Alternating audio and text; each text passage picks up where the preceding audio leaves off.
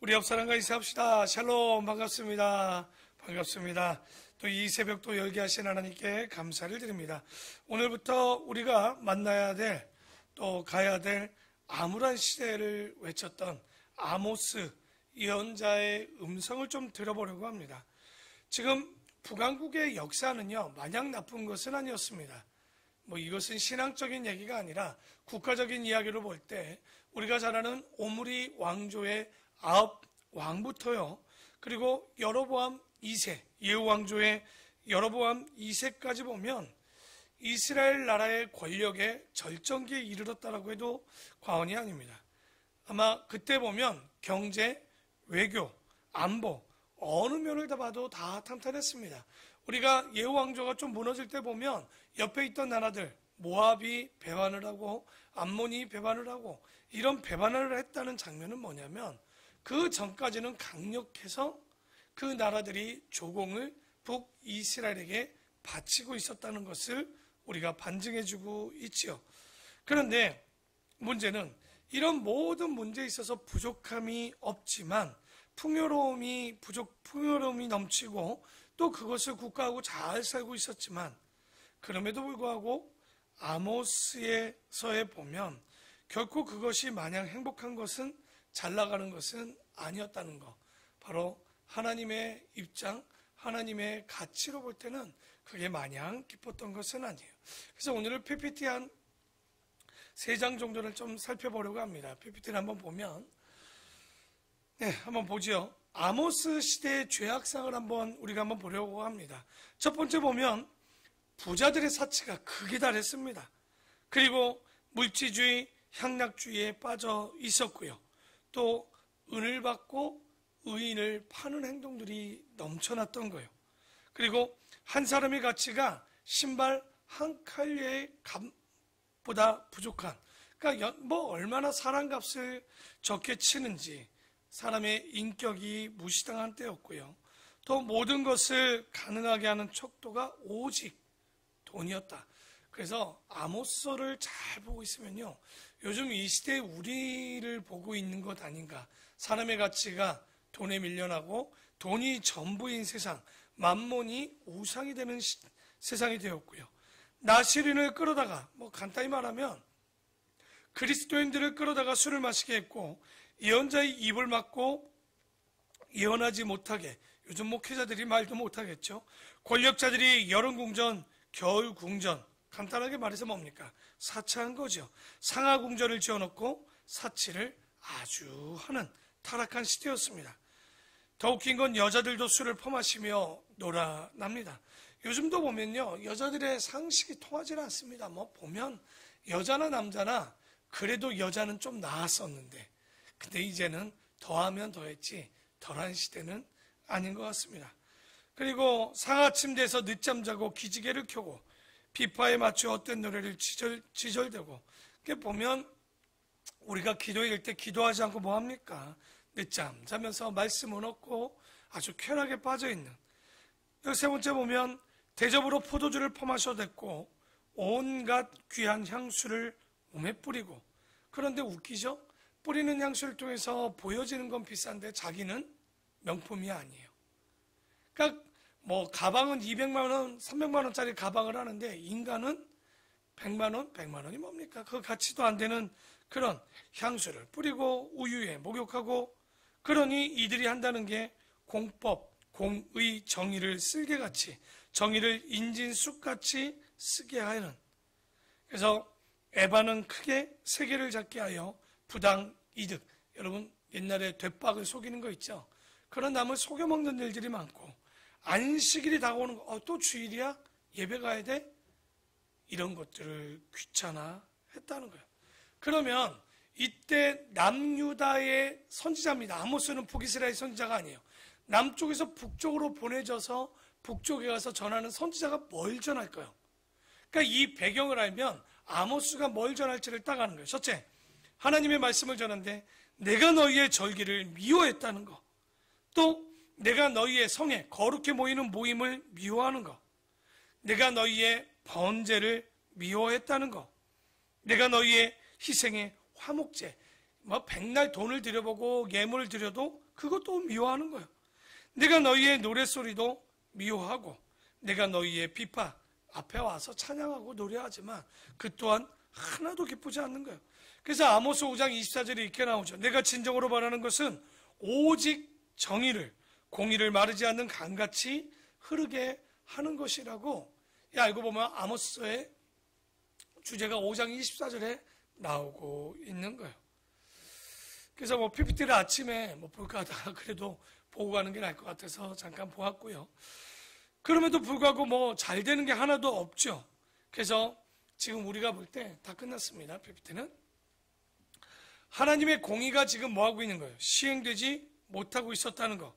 하나님의 정의와 공평을 가지고 도저히 안 되니 이제 북이스라엘은 인물이 없어요. 그러니까 남유다의 바로 아모스가 북이스라엘에 가서 이제 하나님의 예언을 전파하는 내용을 우리가 좀 보려고 합니다.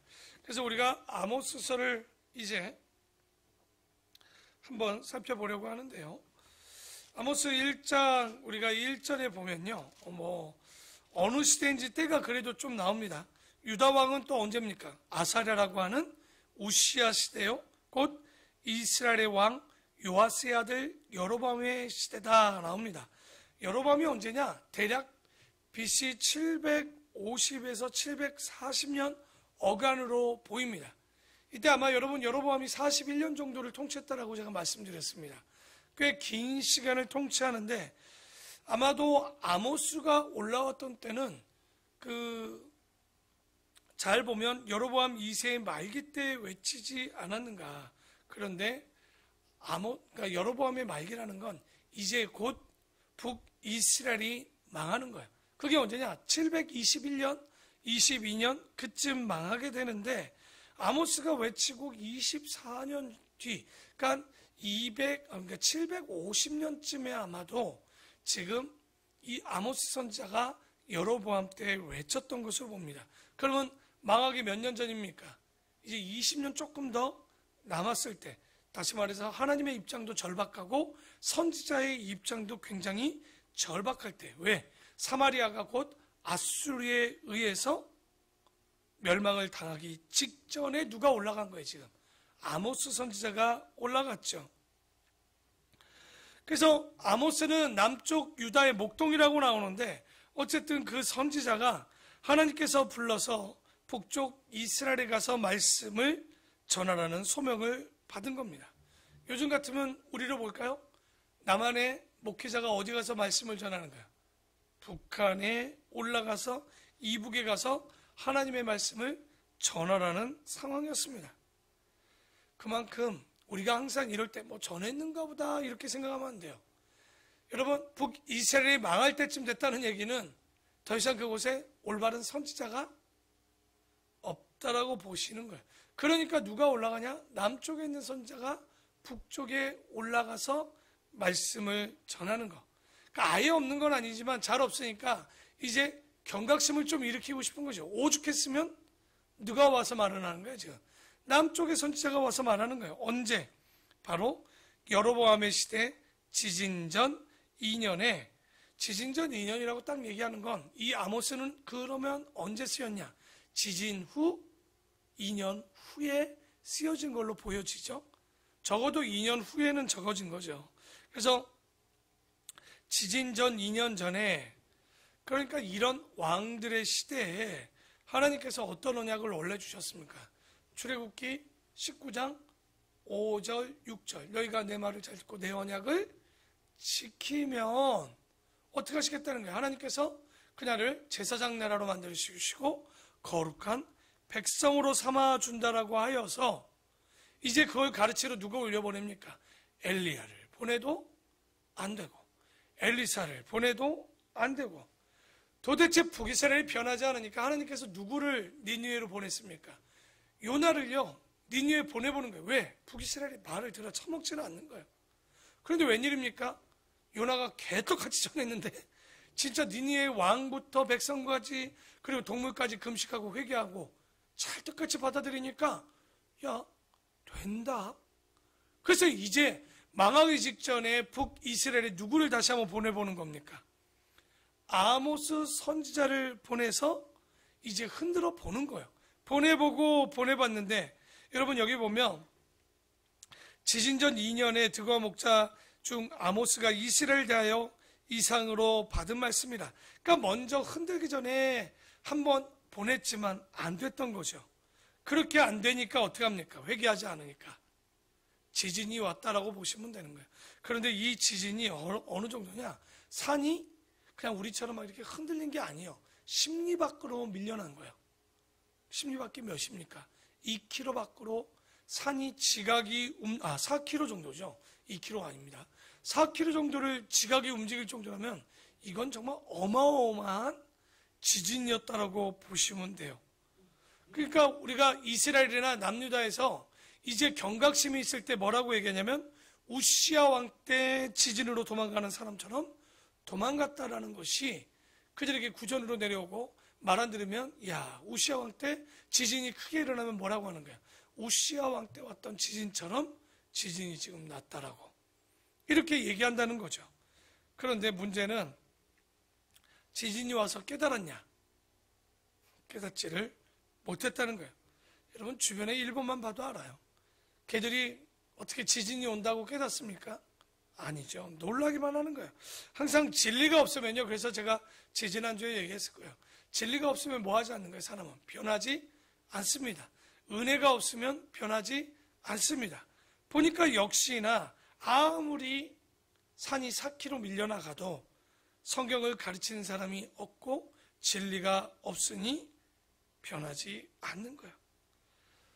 우리가 성경을 잘 보면요. 잘 된다는 얘기가 얼마나 나올 것 같습니까? 0.1%도 들어있지 않습니다. 성경 우리가 창세부터 요한계시록까지 보잖아요. 정말 복받는 얘기가 몇 번이나 나왔던 것 같습니까, 여러분? 정말 띄엄띄엄 1년에 한 번, 두 번 있을까 말까 하는 그것도 시가서나 보니까 복받는 얘기하지 그 외에는 복받는 얘기를 보기가 어렵다는 거예요. 그러면 99%는요 두렵고 떨리는 말씀으로 가득 차 있는 거죠. 바로 잘못 가르치고 잘못 배우고 있지 않는가.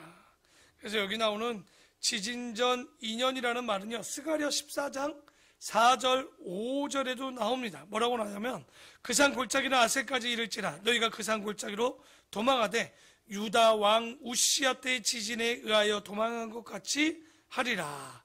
이런 아모스 때 일어났던 일들을 가지고 경고의 메시지로 한참 뒤에 200년 뒤쯤에 스가랴 학계 스가랴 때 또 그들에게 경고의 메시지로 이 지진이 일어났던 우시야 때 일어났던 지진을 이야기하고 있죠.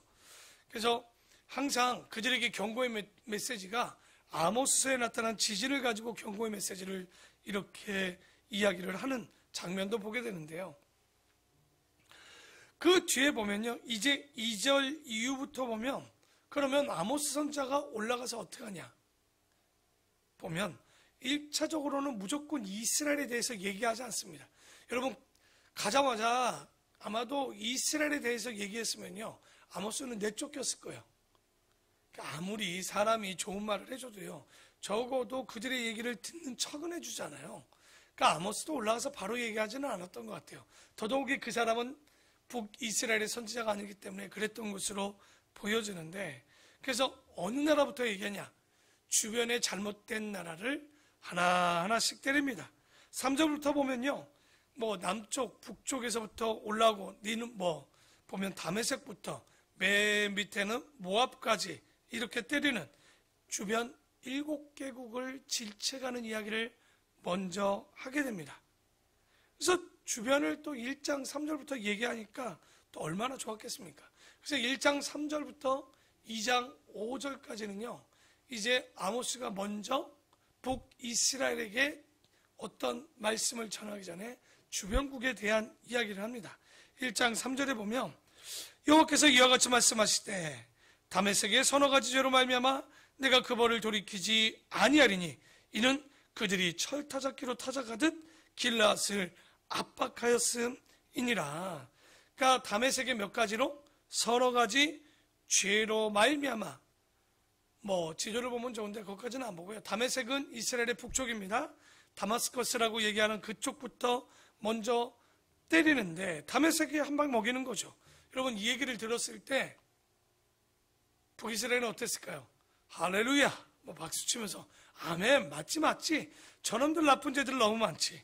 그러면서 1장 6절에 보니까 또 여호와께서 이와 같이 말씀하시되 가사의 서너 가지 죄로 말미암아 내가 그 벌을 돌이키지 아니하리니 이는 그들이 모든 사람 잡은 자를 끌어 에돔에게 넘겼습니다.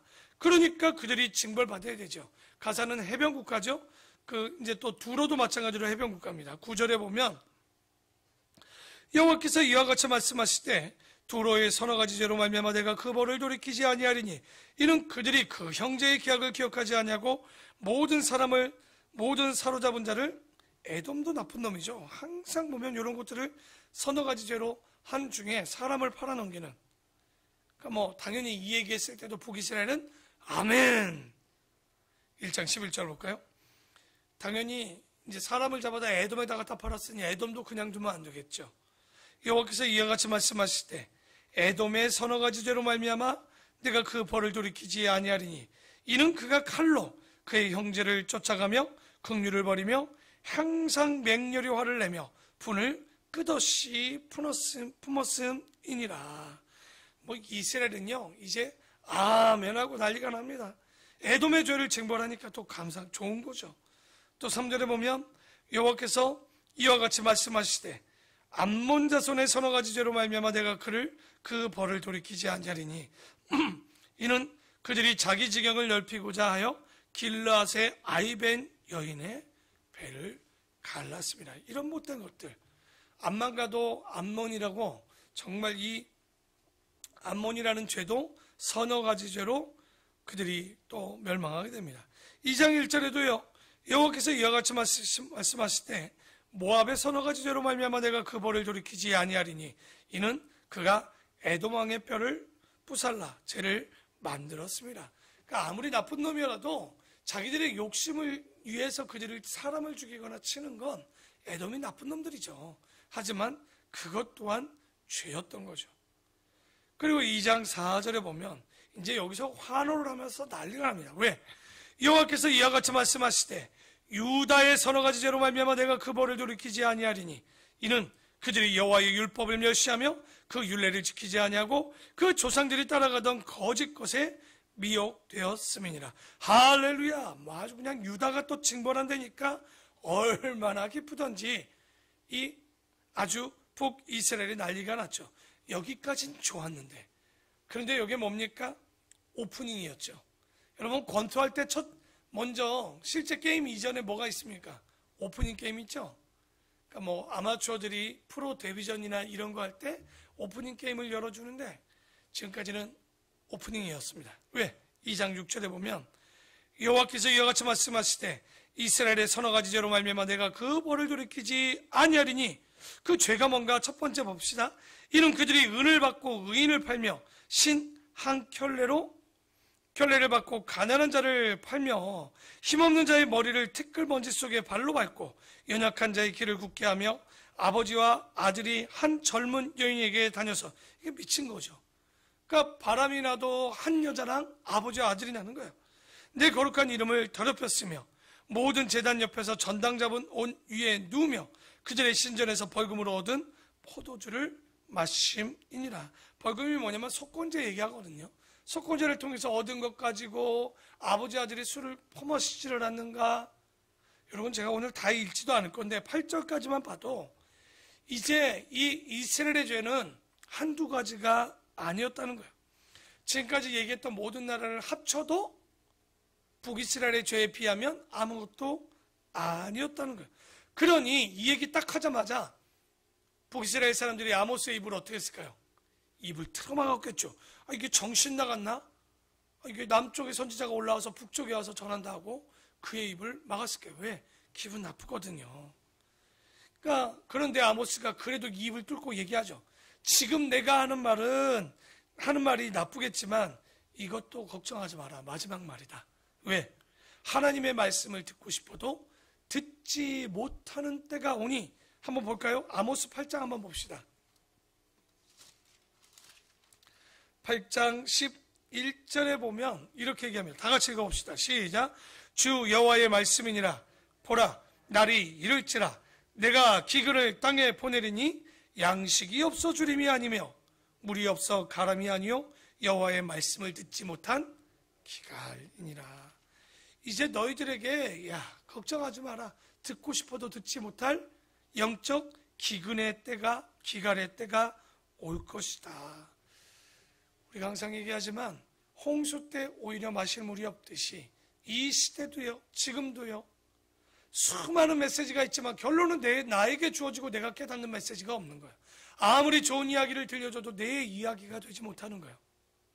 그래서 이런 영적의 기갈이 올 텐데, 아모스가 가서 가사, 에돔, 모압, 암몬, 그리고 다메섹, 유다까지 계속 다 친다라고 했지만, 그들의 서너 가지 죄로이지만 얘기하지만 굉장히 짧게 얘기하죠. 정작 이스라엘의 이야기는요, 2장 6절부터 9장 10절까지 됩니다. 그러니까 7나라에 대한 이야기는 1장 3절부터 2장 5절까지의 내용이었는데 그건 정말 오프닝 게임이었던 거죠. 그만큼 북왕국의 죄가 심히 많았다는 거. 그런데 왜 이렇게 아모스를 통해서 많이 얘기했을까요? 간단합니다. 하나님은요, 그 나라가 멸망할 것을 알았기 때문에 하나님이 할 수 있는 최선을 다하신 거예요. 성실함을 가지고 돌아오라고. 여러분 요나 봤죠? 성실하던가요?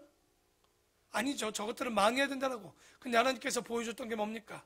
이 땅의 동물들, 백성들의 수가 얼마나 되나? 12만 명이 넘는다. 하물며 자기 머리를 가려줬던 그 넝쿨 하나 없어졌다고 요나가 얼마나 불평하고 짜증을 내고 죽여달라고 합니까?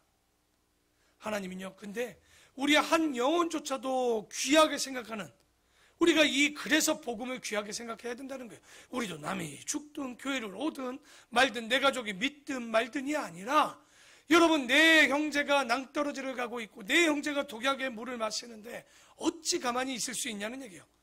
그 모습을 먼저 보여주는 게 아버지의 마음인 거예요. 그러니까 하나님께서는 북이스라엘이 망하는 걸 그냥 둘 수 없었어요. 그러니 2장 6절부터 9장 10절까지 끊임없이 돌아오라고 아모스를 통해서 이야기를 하고 있는 거예요. 여러분, 제가 왜 설교를 길게 할까요? 저도 짧으면 편합니다.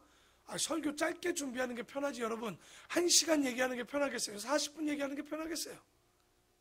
당연히 엑기스 말하는 건 40분이 힘들 수 있겠지만 40분이 편하죠. 그나저나 대하설교나 에스라 강좌가 왜 이렇게 길겠습니까?